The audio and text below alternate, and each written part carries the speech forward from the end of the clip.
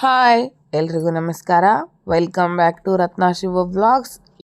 ಎಲ್ರಿಗೂ ಮಕರ ಸಂಕ್ರಾಂತಿ ಹಬ್ಬದ ಆರ್ಥಿಕ ಶುಭಾಶಯಗಳು. ವರ್ಷದ ಮೊದಲನೆಯ ಹಬ್ಬ ಇದು ಆಗಿದೆ. ನಾವು ಮಕರ ಸಂಕ್ರಾಂತಿಯನ್ನು ಯಾವ ರೀತಿ ನಮ್ಮ ಮನೆಯಲ್ಲಿ ಆಚರಣೆ ಮಾಡಿದ್ವಿ ಅನ್ನೋದ್ರ ಬಗ್ಗೆ ನಿಮ್ಮ ಜೊತೆಗೆ ಶೇರ್ ಮಾಡ್ಕೋತಾ ಇದ್ದೀನಿ. ಮೊದಲು ನಾನಿಲ್ಲಿ ಎಲ್ಲ ಅಡುಗೆನೂ ಮಾಡಿ ಮುಗಿಸ್ತಾ ಇದ್ದೀನಿ. ಹೆಸರು ಕಾಳನ್ನು ಮೊಳಕೆ ಕಟ್ಟಿದ್ವಿದ್ವು, ಅವನ್ನ ಈಗ ಕುದಿಲಿಕ್ಕೆ ಹಾಕಿದ್ದೀನಿ. ನೆಕ್ಸ್ಟ್ ಇಲ್ಲಿ ಸಾರು ಮಾಡಲಿಕ್ಕೆ ಬೇಳೆಯನ್ನು ಕುದಿಲಿಕ್ಕೆ ಹಾಕ್ತಾಯಿದ್ದೀನಿ ಕುಕ್ಕರಲ್ಲಿ. ಇಲ್ಲಿ ಒಂದು ಪಾತ್ರೆಯನ್ನು ಇಟ್ಟು ಸಾರಿಗೆ ಬೇಕಾಗಿರೋ ಎಲ್ಲ ಸಾಮಗ್ರಿಗಳನ್ನು ನಾನು ಹುರ್ಕೋತಾ ಇದ್ದೀನಿ. ಒಂದು ಪಾತ್ರೆ ಇಟ್ಟು 2 ಟೇಬಲ್ ಸ್ಪೂನ್ ಆಗುವಷ್ಟು ಎಣ್ಣೆಯನ್ನು ಹಾಕಿ ಅದಕ್ಕೆ ಎಲ್ಲ ಸ್ಪೈಸಸನ್ನು ಹಾಕಬೇಕು. ಚಕ್ಕೆ, ಲವಂಗ, ಕೊತ್ತಂಬರಿ ಕಾಳು ಮತ್ತು ಏಲಕ್ಕಿ ಇವುಗಳನ್ನೆಲ್ಲ ಹಾಕಿ ಚೆನ್ನಾಗಿ ಹುರ್ಕೊಂಡು ಎತ್ತಿಟ್ಕೊಂಡು ನೆಕ್ಸ್ಟ್ ಹೆಚ್ಚಿರೋ ಈರುಳ್ಳಿ ಇವುಗಳನ್ನೆಲ್ಲ ಚೆನ್ನಾಗಿ ಹುರ್ಕೋಬೇಕು. ನೆಕ್ಸ್ಟ್ ಕೊಬ್ಬರಿ, ಟೊಮೊಟೊ ಎಲ್ಲನೂ ಹುರ್ಕೊಂಡು ಮಿಕ್ಸಿ ಮಾಡ್ಕೊಂಡು ಬರಬೇಕು.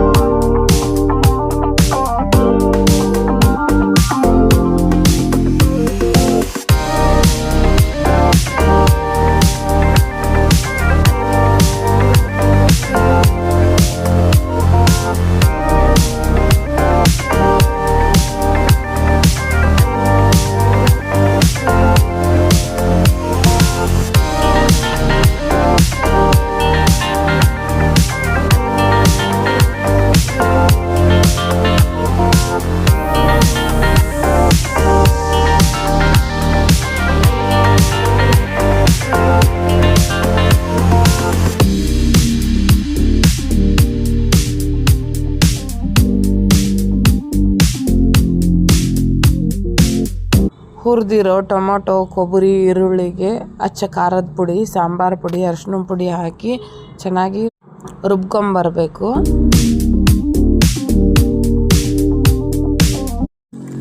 ನೆಕ್ಸ್ಟ್ ಇಲ್ಲಿ ಕಾಳು ಚೆನ್ನಾಗಿ ಬೆಂದಿದ್ದಾವೆ. ಈಗ ಗ್ಯಾಸ್ ಆಫ್ ಮಾಡಿ ಒಂದು ಬಾಯಿ ಮುಚ್ಚಿಟ್ರೆ ಮುಗೀತು. ನೆಕ್ಸ್ಟ್ ಇಲ್ಲಿ ಸಾರಿಗೆ ಒಗ್ಗರಣೆ ಹಾಕೋಣ. ಒಂದು ಪಾತ್ರೆಯನ್ನಿಟ್ಟು ಅದಕ್ಕೆ 1-2 ಟೇಬಲ್ ಸ್ಪೂನ್ ಆಗುವಷ್ಟು ಎಣ್ಣೆಯನ್ನು ಹಾಕಿ ಸಾಸಿವೆ, ಜೀರಿಗೆ ಮತ್ತಂದರೆ ಜಜ್ಜಿದ ಬೆಳ್ಳುಳ್ಳಿ, ಕೊತ್ತಂಬರಿಯನ್ನು ಹಾಕಿ ಸ್ವಲ್ಪ ಹೊತ್ತು ಬೆಂದಿಂದ ನಾವು ನೆನೆಸಿಟ್ಕೊಂಡಿರೋ ಹಸಿ ಹುಣಸೆ ಹಣ್ಣನ್ನು ಅದಕ್ಕೆ ಮಿಕ್ಸ್ ಮಾಡಬೇಕು.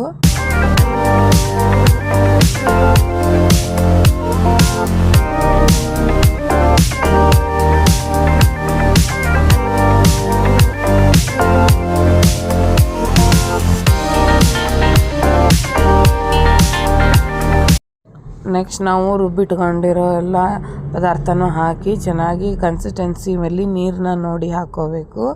ನೆಕ್ಸ್ಟ್ ಉಪ್ಪನ್ನು ಹಾಕಿ ಒಂದು ಕುದಿ ಬರೋವರೆಗೂ ಕುದಿಸ್ಬೇಕು.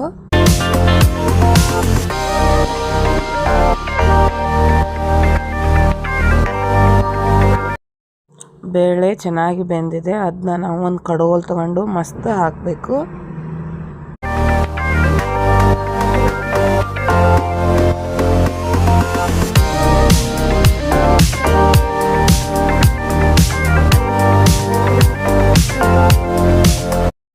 ನೀರನ್ನು ನೋಡಿಕೊಂಡು ಹಾಕಬೇಕು. ನೆಕ್ಸ್ಟ್ ಉಪ್ಪನ್ನು ಹಾಕಿ ಚೆನ್ನಾಗಿ ಕಲಸಿ ಕುದಿಲಿಕ್ಕೆ ಬಿಡಬೇಕು. ಇದಾಗಿಂದ ಲಾಸ್ಟಿಗೆ ಸ್ವಲ್ಪ ಬೆಲ್ಲನ ಹಾಕಬೇಕು. ನೆಕ್ಸ್ಟ್ ಇಲ್ಲಿ ಹೆಸರು ಕಾಳು ಪಲ್ಯಕ್ಕೆ ಒಂದು ಪಾತ್ರೆಯನ್ನಿಟ್ಟು 1-2 ಟೇಬಲ್ ಸ್ಪೂನ್ ಆಗುವಷ್ಟು ಎಣ್ಣೆಯನ್ನು ಹಾಕಿ ಸಾಸಿವೆ, ಜೀರಿಗೆಯನ್ನು ಎಲ್ಲ ಚಟಪಟ ಅಂದಿಂದ ಈರುಳ್ಳಿ ಮತ್ತಂದರೆ ಕೊತ್ತಂಬರಿಯನ್ನು ಹಾಕಿ ಹಸೆಕಾಯಿ ಪೇಸ್ಟನ್ನು ಮಾಡಿಟ್ಟಿದ್ದೀನಿ. ಅದನ್ನ ಚೆನ್ನಾಗಿ ಮಿಕ್ಸ್ ಮಾಡಿ ನಾವು ಇಲ್ಲಿ ಬೇಯಿಸಿಟ್ಕೊಂಡಿರೋ ಹೆಸರು ಕಾಳನ್ನು ಅದಕ್ಕೆ ಮಿಕ್ಸ್ ಮಾಡೋಣ.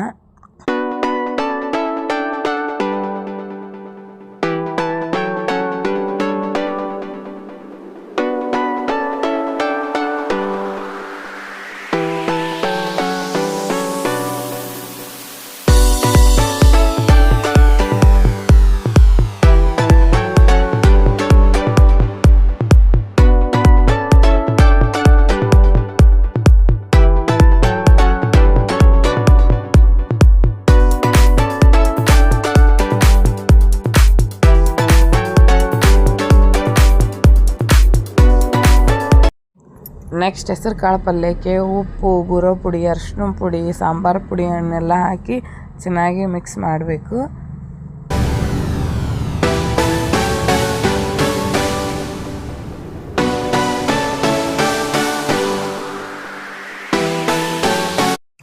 ನೆಕ್ಸ್ಟ್ ಇಲ್ಲಿ ರೈಸ್ಗೆ ಇಡ್ತಾ ಇದ್ದೀನಿ.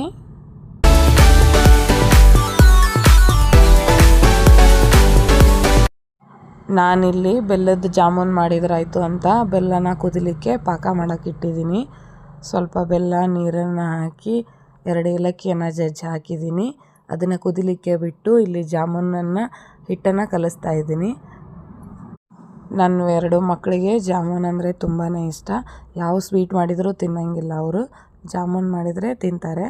ಹಾಗಾಗಿ ಮಾಡ್ತಾಯಿದ್ದೀನಿ ಇವತ್ತು. ಇಲ್ಲಿ ಪಾಕ ಕುದೀತಾ ಇದೆ, ನಾನು ಜಾಮೂನಿಗೆ ಮಾಡ್ತಾಯಿದ್ದೀನಿ.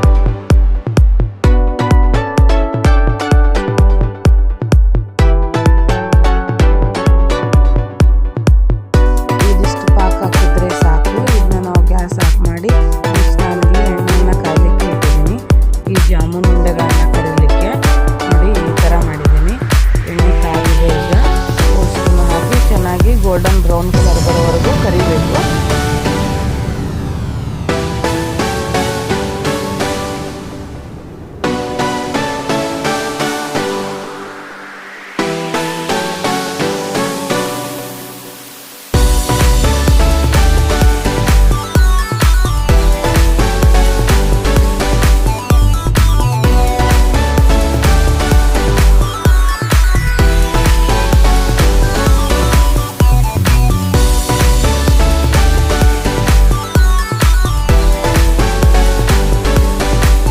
ಈ ಥರ ಚೆನ್ನಾಗಿ ಫ್ರೈ ಆಗಿಂದ ಒಂದು ಪಾತ್ರೆಗೆ ತೆಗೆದಿಟ್ಕೊಂಡು ಎಲ್ಲ ಆರಿಂದ ಅವನ್ನ ಪಾಕಕ್ಕೆ ಸೇರಿಸಬೇಕು.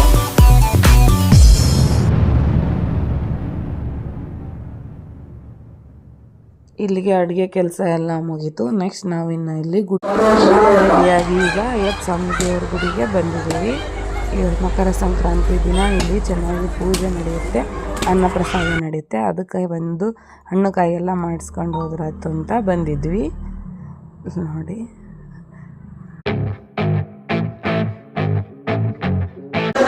ಪ್ರಸಾದಕ್ಕೆ ಅಂತ ಗೋಧಿ ಹುಗ್ಗಿ ಮತ್ತು ಬದನೆಕಾಯಿ ಪಲ್ಯ, ಅನ್ನ, ಸಾಂಬಾರೆಲ್ಲ ಮಾಡಿದರು. ಪ್ರಸಾದನ ತಗೊಂಡು ಮನೆಗೆ ಬಂದ್ವಿ. ವಿಡಿಯೋ ನೋಡಿದ್ದಕ್ಕಾಗಿ ಎಲ್ರಿಗೂ ತುಂಬ ಧನ್ಯವಾದಗಳು. ಇದೇ ರೀತಿ ಸಪೋರ್ಟ್ ಮಾಡ್ತಾಯಿರಿ. ನಮ್ಮದು ಸಂಕ್ರಾಂತಿ ಸಿಂಪಲ್ ಆಗಿತ್ತು. ನಿಮ್ದು ಯಾವ ರೀತಿಯಾಗಿತ್ತು ಅಂತ ಕಮೆಂಟಲ್ಲಿ ತಿಳಿಸಿ. ಎಲ್ರಿಗೂ ಧನ್ಯವಾದ.